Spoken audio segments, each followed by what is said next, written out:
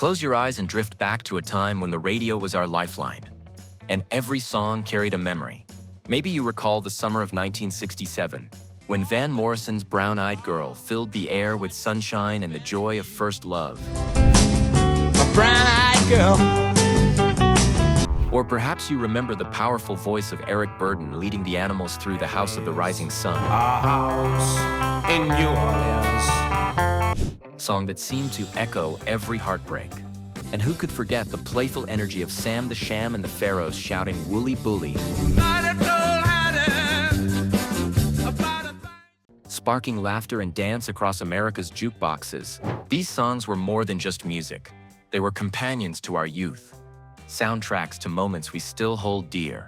Today, we're looking back at 18 legendary songs that defined a generation. Ready to rewind time? Let's go. It would be untrue. Know that I would be The Doors, "Light My Fire." a liar. In 1967, The Doors released "Light My Fire" on their debut album, later edited for radio play. The song captures themes of desire and passion, blending romance with mystical intensity. Listeners were mesmerized by its hypnotic organ solo and Jim Morrison's magnetic vocals. It soared to #1 on the Billboard Hot 100, staying there for 3 weeks. The single transformed The Doors from a club act into national stars, marking their first major success. You hesitate is through. No time to wallow. A house in New Orleans. The Animals, The rising sun. "The House of the Rising Sun." In 1964, The Animals released their electrifying version of "The House of the Rising Sun." The song tells a tale of regret and ruin, carried by Eric Burdon's commanding voice. Audiences were stunned. Its moody sound felt unlike anything else on pop radio. It reached #1 in both the United States and the United Kingdom. This haunting hit became the band's signature and helped define the sound of the British invasion.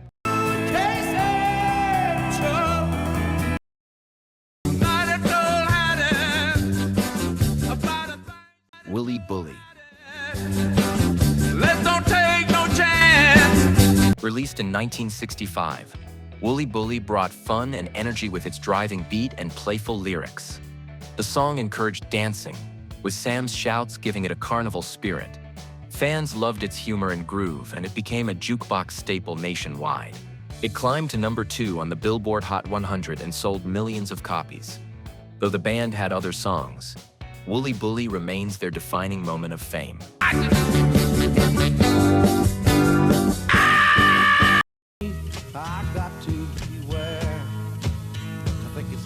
Buffalo Springfield. For What It's Worth. In December 1966, Buffalo Springfield released For What It's Worth, inspired by unrest on the Sunset Strip.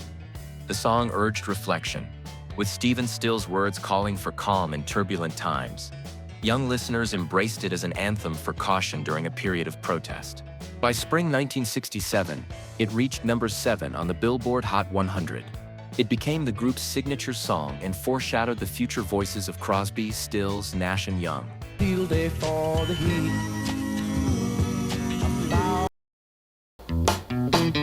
Give me a ticket for an aeroplane. The Box Tops. Time to take a fare. In 1967, the Box Tops released The Letter, a brief yet powerful track under 2 minutes long. The song expresses urgent longing as a young man races to reunite with his love. Audiences were struck by the soulful delivery of 16-year-old Alex Chilton. It soared to #1 on the Billboard Hot 100, holding the top spot for 4 weeks.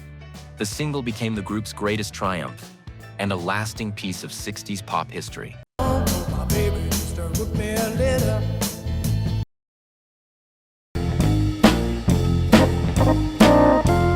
Booker T and the MG's Green Onions. In 1962, Booker T and the MGs released Green Onions, an instrumental with a groove unlike anything else on the charts. Built on a bluesy Hammond organ riff, it carried a cool, almost sly mood that listeners instantly recognized. Fans embraced it both on the radio and in dance halls, proving instrumentals could top the pop scene. The track reached #3 on the Billboard Hot 100, Green Onions became a defining moment for Stax Records and remains Booker T's enduring masterpiece. Hey, where did we go? Van Morrison, Brown Eyed Girl. In the misty morning fog with... In 1967, Van Morrison released Brown Eyed Girl, his first solo hit after leaving them. The song recalls youthful romance, sunshine days, and the innocence of first love. Listeners adored its upbeat melody and catchy chorus, and it quickly became a radio favorite. It reached to number 10 on the Billboard Hot 100 and stayed on the charts for weeks. Though Morrison grew into a deeper songwriter, Brown Eyed Girl remains his most beloved and recognizable song. In the misty morning fog with... But not for voting, you don't believe in war. Boards Barry Maguire, Eve of Destruction. river has bodies floating, but... In 1965, Barry Maguire released Eve of Destruction, a stark protest song of its era. It warns of war, racial strife, and social unrest, capturing a nation's anxieties. Fans were divided. Younger listeners embraced its urgency, while critics and officials called it controversial. Despite the debate, it climbed to number 1 on the Billboard Hot 100. For Maguire, it was a career-defining moment, securing his place in the history of protest music. Feels like coagulating. I'm sitting here. Mashed potatoes. Do the alligator. Wilson Pickett, Land of 1,000 Dances. I said it gets in your hand. In 1966, Wilson Pickett recorded Land of 1,000 Dances, a rollicking soul anthem driven by his fiery vocals. The song celebrates joy and movement, inviting everyone to join in the dance. Audiences loved its infectious energy, especially the famous "Na Na Na Na" chant. It became Pickett's biggest crossover hit, reaching number 6 on the Billboard Hot 100. The single solidified Pickett's reputation as one of soul's most powerful and dynamic voices.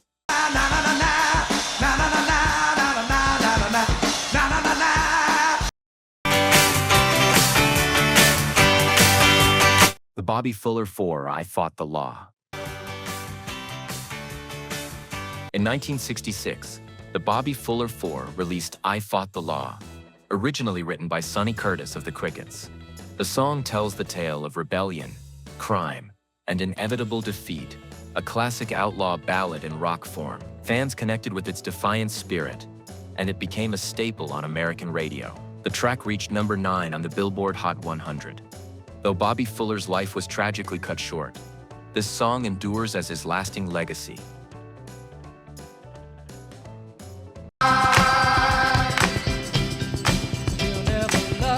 Steam, Na Na, Hey Hey Kiss Him Goodbye. In 1969, the studio group Steam released Na Na Hey Hey Kiss Him Goodbye. The song's theme is simple, saying farewell to a failing romance with finality and cheer. Audiences loved its sing-along chorus, and it quickly spread from radio to sporting events. It reached number 1 on the Billboard Hot 100 in December of that year. Though Steam never repeated the success, this anthem became a cultural staple, echoing far beyond its time.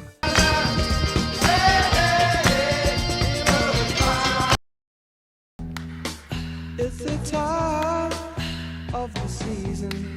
The Zombies, Time of the Season. Of the season for love. In 1968, the Zombies released Time of the Season from their album Odyssey and Oracle. The song's cool vocals and call-and-response harmonies explore love and liberation during the late 60s. Initially overlooked, it gained momentum a year later and captivated listeners with its hypnotic style. By 1969, it climbed to number 3 on the Billboard Hot 100. It became the Zombies' signature American hit, ensuring the group's lasting place in rock history. Rich like me, has he taken? The Byrds, Turn, Turn, Turn.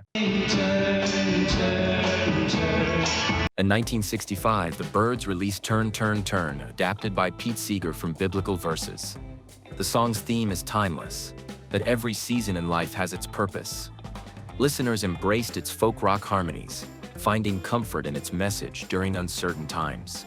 It rose to #1 on the Billboard Hot 100 by December of that year. For the Byrds, it confirmed their role as pioneers of folk rock and cultural voices of the 60s.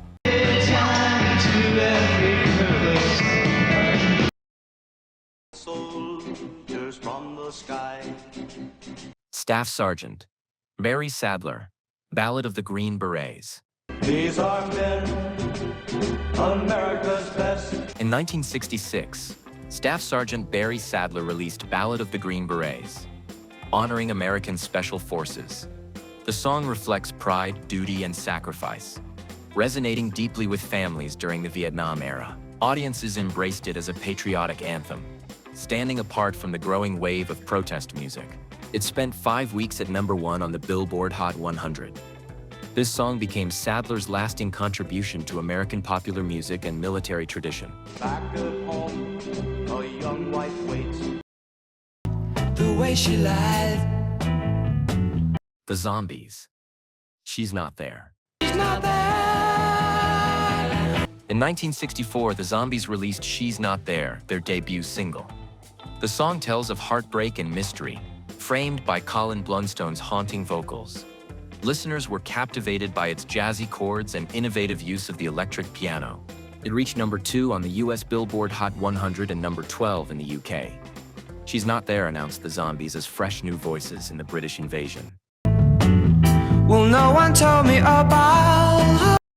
Did you want me? Give me little sugar. Brenton Wood, Gimme Little Sign. In 1967, Brenton Wood released Gimme Little Sign, a soulful pop gem.